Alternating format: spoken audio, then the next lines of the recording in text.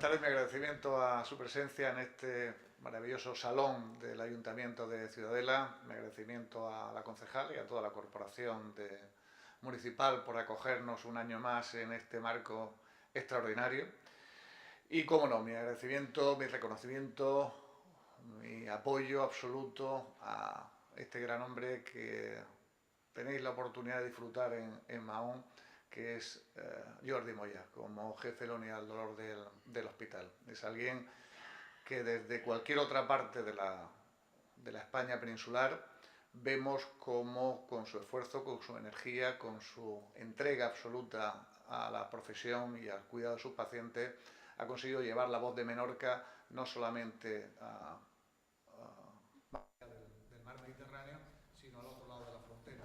Lo ha conseguido llevar hacia el Parlamento Europeo. Y eso es de admirar, de agradecer y de felicitar al pueblo de Mahón por tener a este gran profesional que tenéis cuidando de vuestra salud. Y mi agradecimiento, por supuesto, por darme la oportunidad de estar un año más aquí.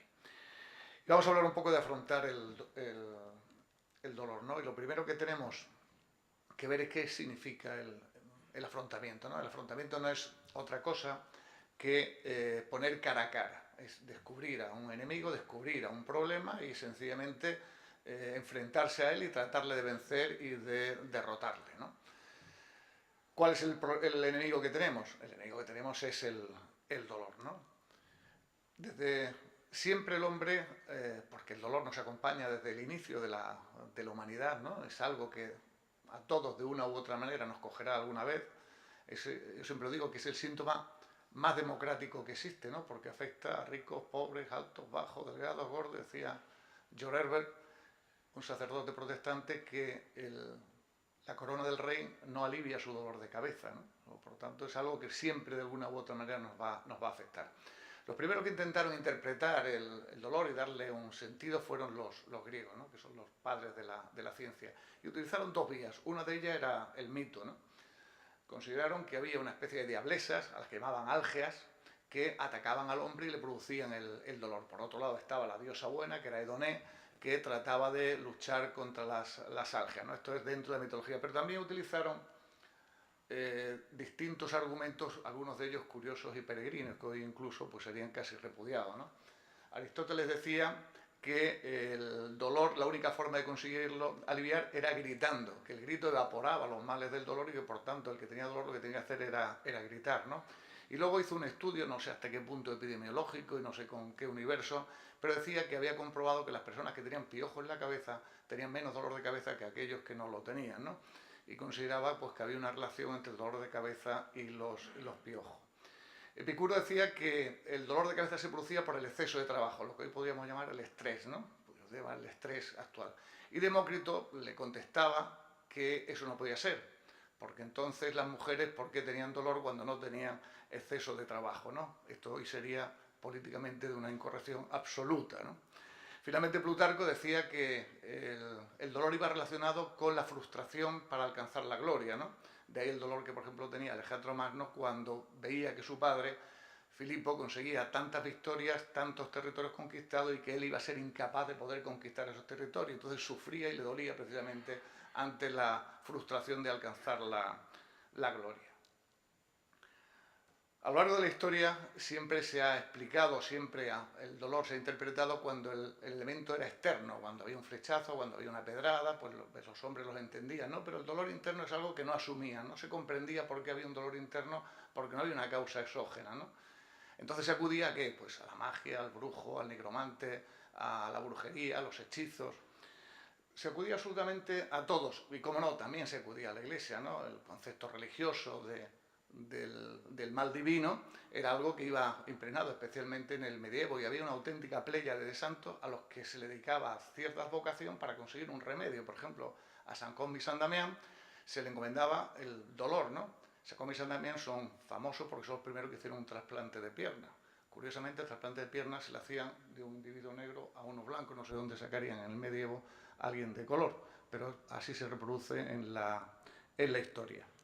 También existían pequeños profesionales, también existían pequeños profesionales en la Edad Media, entre ellos pues, estaban los cirujanos y por supuesto los barberos sajadores, ¿no?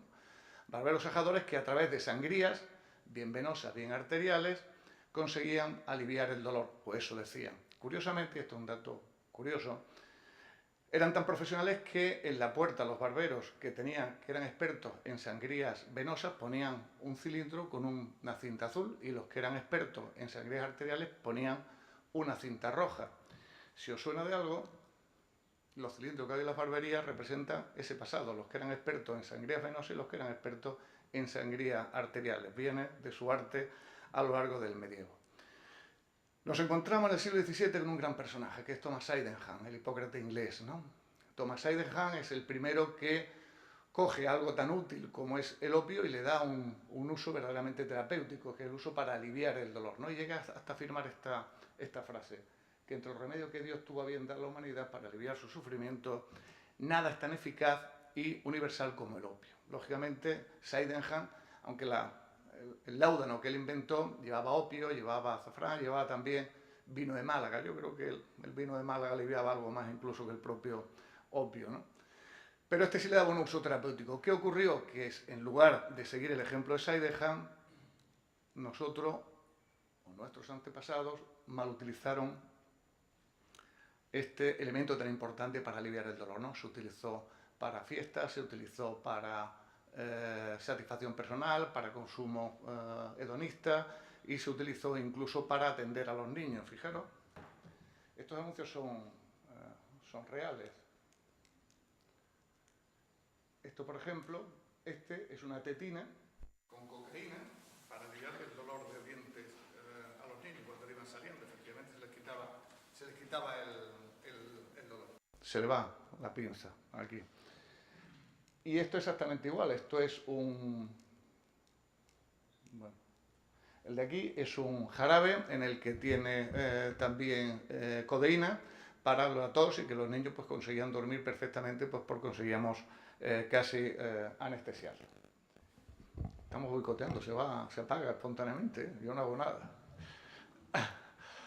El dolor es un viejo conocido, ¿no? El dolor lo conocemos todos desde siempre, ya hemos dicho que lo conoce toda la humanidad, pero siendo tan conocido, ¿qué trabajo nos cuesta definirlo, ¿no?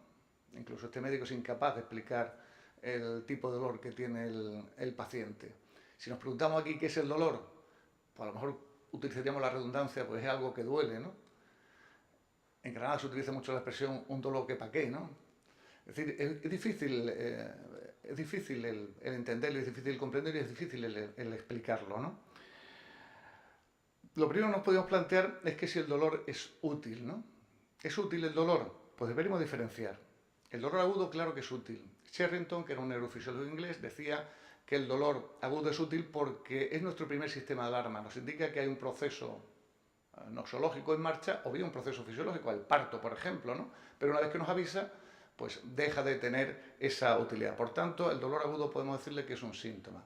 Sin embargo, el dolor crónico es útil, no es útil. Y John Bonica, que es el padre de las unidades del dolor, definía el dolor crónico de esta manera. Es una fuerza maléfica que carece de función biológica. Fijaros qué definición más importante.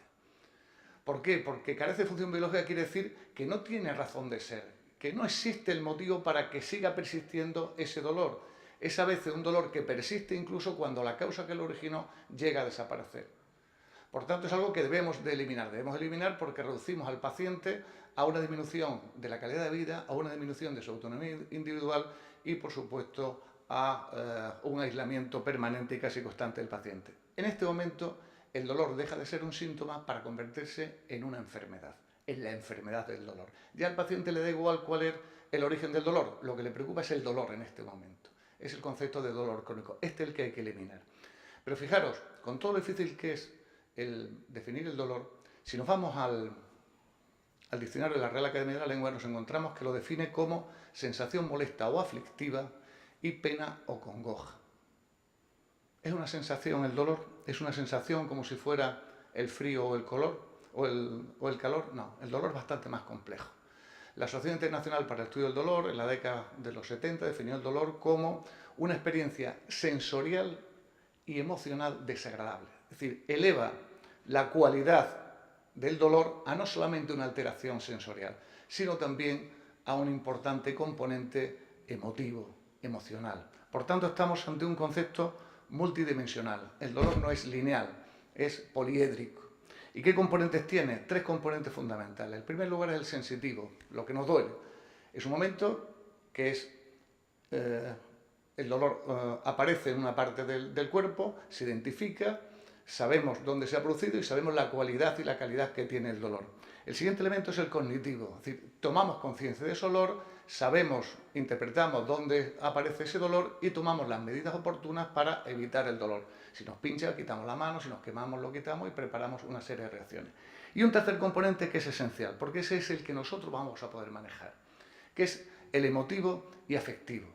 Y este vendrá dado por nuestras características personales, por nuestro sentimiento afectivo, por nuestro pasado histórico, por nuestra situación personal y también por nuestros condicionantes sociales y religiosos. De esta serie de componentes emotivos y afectivos va a depender en muchas ocasiones la percepción final del dolor. Por tanto, podemos decir que el dolor es absoluta y totalmente subjetivo. Y cuidado, subjetivo no quiere decir que no lo sepamos, que es psicológico, es que cada uno tiene su propio dolor.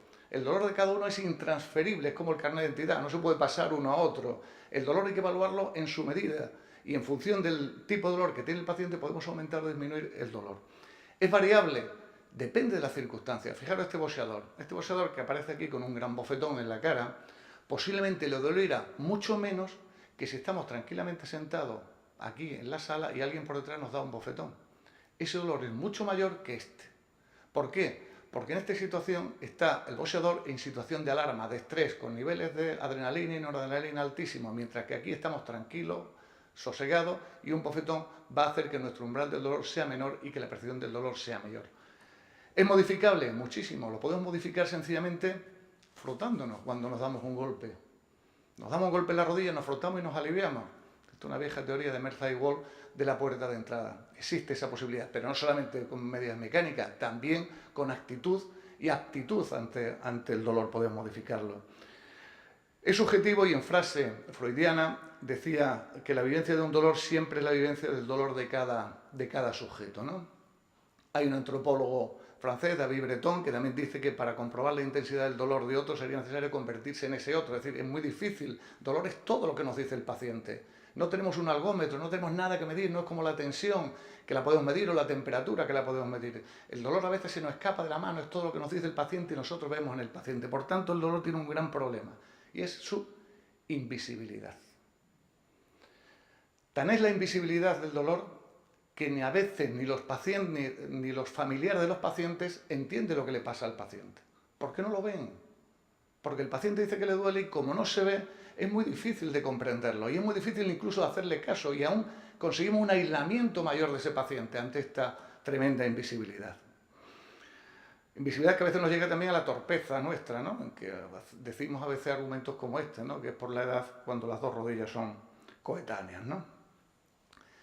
Esta invisibilidad que puede afectar, aparte de la sociedad, que puede afectar a los familiares, indudablemente lo que no puede afectar es al médico. El médico tiene que conocer y saber cuál es el dolor y saber cuál es y creerse todo lo que le dice el paciente, ¿no? Y como decía Lanary, ningún paciente debe desear la muerte porque su médico es incapaz de prescribirle los analgésicos necesarios para su alivio. Esta frase de Illingworth a mí me gusta mucho porque se ve cómo desde distintas posiciones se puede interpretar y afrontar el dolor, ¿no? Nos dice que para los filósofos es un problema metafísico, para el místico es el éxtasis, para el piedoso es llevar la cruz con resignación, pero para el médico no es otra cosa, hay que tratarlo. El dolor hay que tratarlo, siempre, siempre. Mirad, en la consulta a veces luchamos con pacientes con alto nivel de dolor y es muy difícil de quitar el dolor, pacientes especialmente oncológicos, y en los que cuando ya luchamos y peleamos con el paciente hay algún familiar que se resigna, ¿no? Y algún familiar que nos dice, doctor, déjelo, si este dolor Dios lo ha querido, no lo podemos quitar de en medio, ¿no? Y yo muchas veces me he hecho esa pregunta. ¿Es posible que Dios permita el mal? ¿Es posible que Dios permita que este paciente sufre? ¿Por qué, no? Bien, yo he encontrado una contestación en estos dos libros que yo recomiendo. Uno es el de Cliff Lewis, que es un pastor protestante de principio de siglo, autor de las Crónicas de Narnia, imagino que lo conocéis, y amigo de Tolkien, el autor de la saga del Señor de los Anillos, y en el que dice que si Dios interviniera en cada paciente, a que fuera, por ejemplo, alguien que fuera a darle con un bate de béisbol en la cara, estaría alterando el libre albedrío del individuo, y que en un mundo así sería imposible ni el dolor ni la maldad, puesto que Dios lo impediría todo, ¿no? Y que hay que permitirle. El otro libro del padre Ordeig es un sacerdote, teólogo e ingeniero de telecomunicaciones, y que a mí me ha ayudado mucho para contestar a los pacientes, ¿no? El padre Ordeig dice con total categoría y con total rotundidad: el dolor no es un castigo de Dios. Y a veces hay alguien que dice: yo es que el sufrimiento que tengo lo voy a elevar a Dios como prueba de sufrimiento en esta tierra para alcanzar el cielo, ¿no? Y nos dice esto el padre Ordeig, nos dice que no es lícito suponer que Dios nos manda un mal físico para retribuirse con un bien espiritual, que puede ser el sufrimiento, ¿no? Que eso es, el fin no justifica los medios, y que desear el mal a alguien es pecar, y el dolor es el mal, y Dios no peca. Luego, por tanto, Dios no nos puede desear ni nos puede mandar el mal. Y termina diciéndonos el padre Ordeig: ¿cómo debemos afrontar, cómo debemos comportarnos ante el dolor? Combatiéndolo, lo dice claramente, combatiéndolo. Dios siempre quiere que defendamos nuestra salud y nuestra vida. Fijaros cómo de unas reflexiones meramente espirituales, meramente incluso religiosas, para el que lo sea, para el creyente, se pueden sacar conclusiones materiales. Es decir, ¿qué hay que hacer con el dolor? Tratarlo. No se puede resignar, y mucho menos elevarlo. ¿Hacia quién? ¿Quién va a querer que nosotros suframos?